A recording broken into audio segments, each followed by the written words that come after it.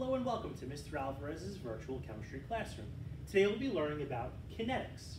Our aim for today is how can we qualitatively describe collision theory?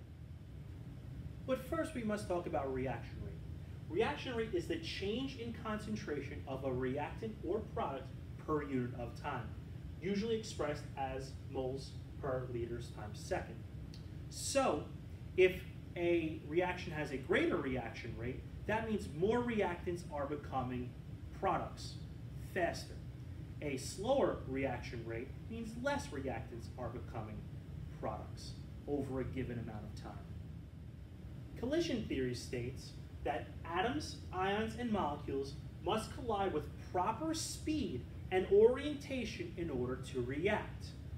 Particles must have enough kinetic energy, enough speed, to cause a reaction, and particles that lack the necessary kinetic energy will bounce apart unchanged when they collide.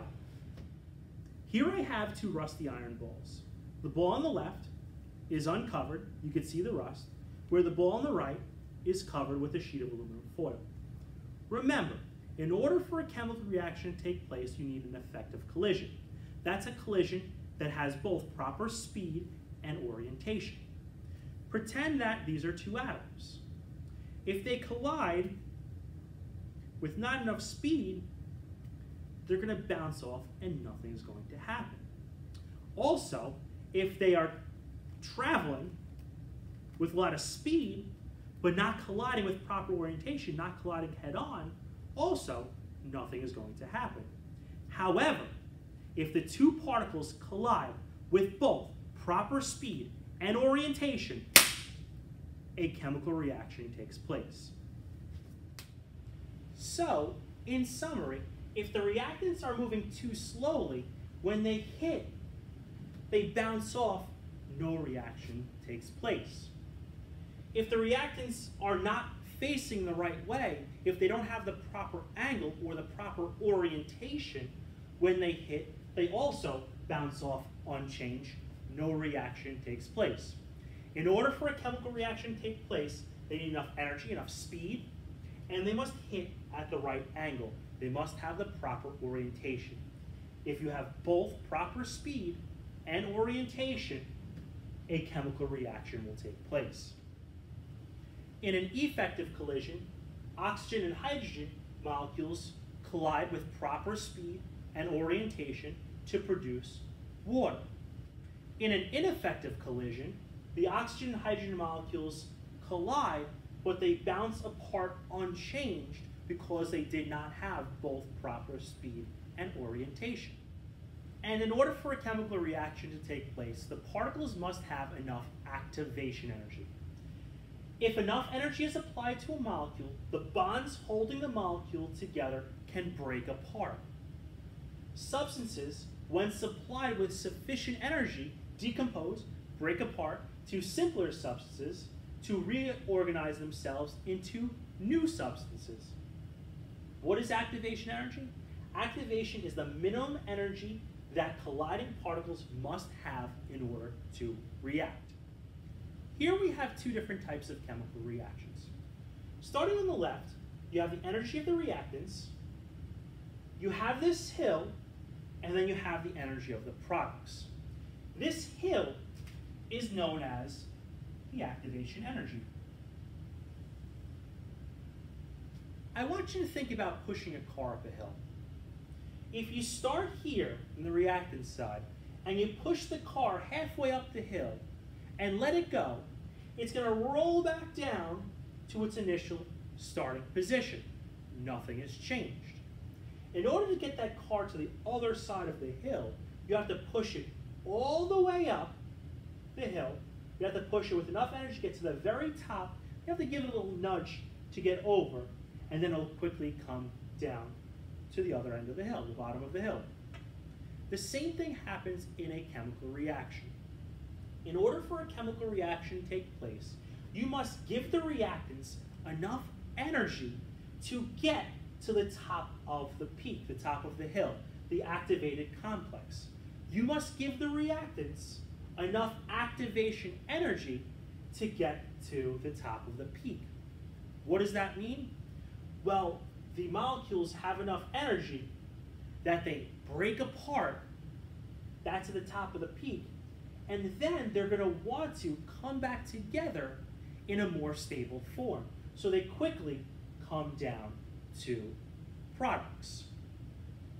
Now, what's the difference between these two graphs? Let's take a look at the one on the left again. Here we have the energy of the reactants. They go up to the top of the peak, and they come down, and here's the energy of the products. The reactants have more energy than the products, which means in this reaction, the reactants lost energy, gave off energy to the surroundings. So we call this an exothermic reaction. Exo, energy is exiting, energy is released.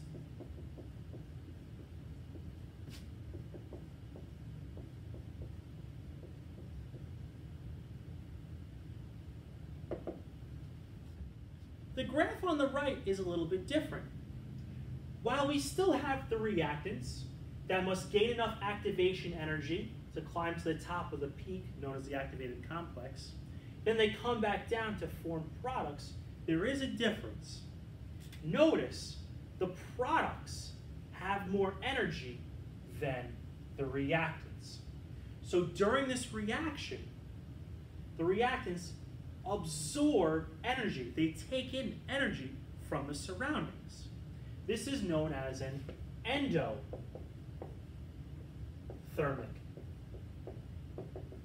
reaction. Endo, the prefix endo, meaning inside, energy is being taken inside, energy is absorbed. How would you know the difference if you didn't have these graphs? Well, if you were to feel an exothermic reaction, it's going to feel hot to the touch. If you put your hand on a stove, it's giving off heat, it's releasing heat, so it feels hot to you. For an endothermic reaction, that's going to feel cold. Think about grabbing an ice cube. An ice cube feels cold because it's absorbing heat from you. It's taking heat in from you. So for you, it feels cold. Please take out your chemistry reference table and open up to Table I. Heats of reaction at 101.3 kPa and 298 Kelvin on page 5. Table I is arranged in this way. The first 6 reactions are combustion reactions.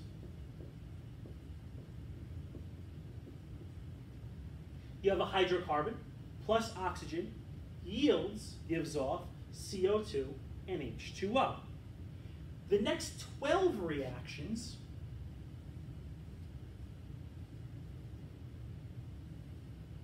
are synthesis reactions. That goes from 2CO gas plus O2 goes to 2CO2 gas, all the way down to H2 plus I2 goes to 2HI. These are all synthesis reactions, which means putting 2 smaller things together to make one bigger thing. So here you'll see all these synthesis reactions have 2 reactants and 1 product. The next 6 reactions are a little bit different. You'll notice that there's an ionic compound in the reactant side. Then on the arrow, on top of the arrow, you'll see H2O. All of these ionic compounds are being dissolved in water and dissociating, breaking up into their cations and anions. So all of these are dissolving or dissociating in water. The final one, H plus OH minus, goes to H2O. That is a neutralization reaction.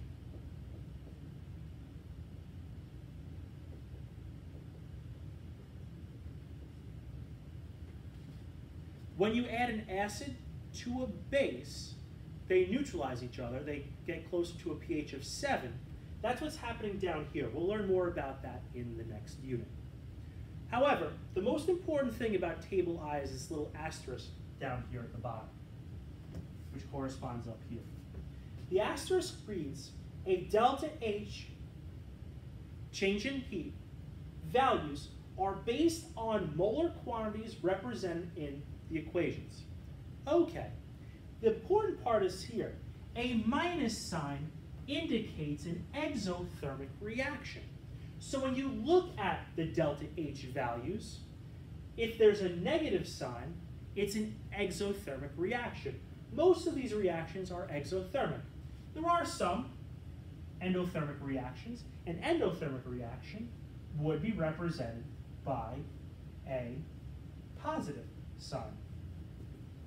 So for example, if I was to take down here ammonium chloride, NH4Cl, and dissolve it in water, and it breaks up into NH4 plus and Cl minus, that is an endothermic reaction.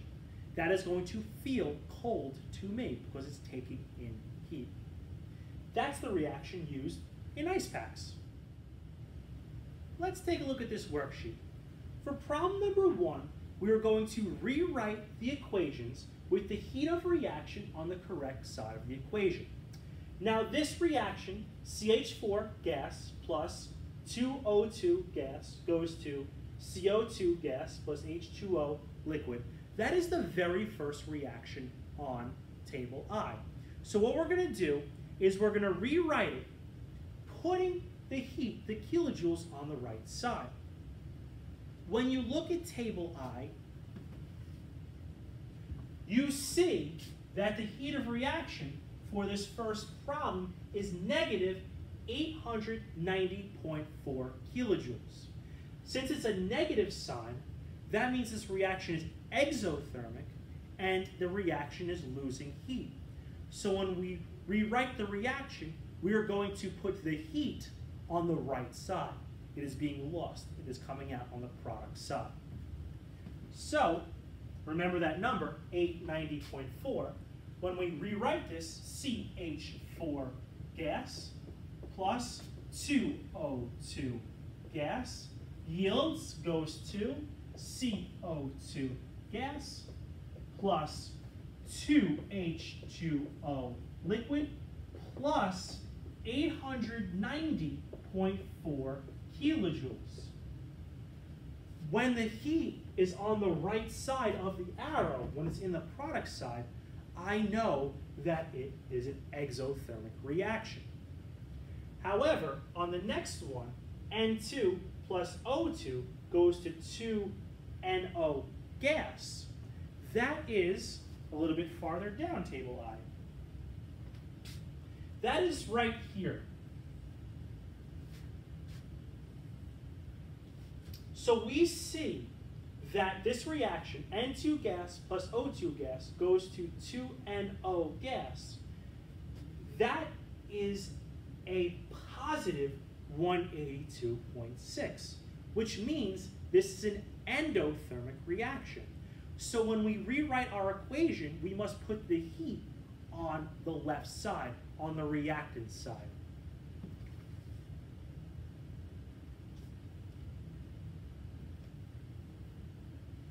So we rewrite it, N2 gas plus O2 gas plus 182.6 kilojoules yields 2NO gas. The heat energy is on the left side. It is going into the reaction, which tells me the reaction is absorbing heat, therefore it is an endothermic reaction. Please do problems 1C, D, and E. Now, let's look at question 6. Question 6 states, given the balanced equation, 4Fe solid plus 3O2 gas goes to 2Fe2O3 solid plus 1640 kilojoules. Which phrase best describes this reaction? Well, when I look at the energy, the 1,640 kilojoules is on the right side of the arrow. So automatically I am thinking exothermic. So I could get rid of choice D and choice A. Now I'm left with two choices, either positive 1,640 kilojoules or negative 1,640 kilojoules. But remember what table I tells us. That asterisk tells us a minus sign indicates an exothermic reaction. So if it's truly exothermic, it can't be positive 1,640 kilojoules. It must be negative 1,640 kilojoules. So the correct answer is C. Problem number 7 is one of the trickier problems that the Regents could ask us.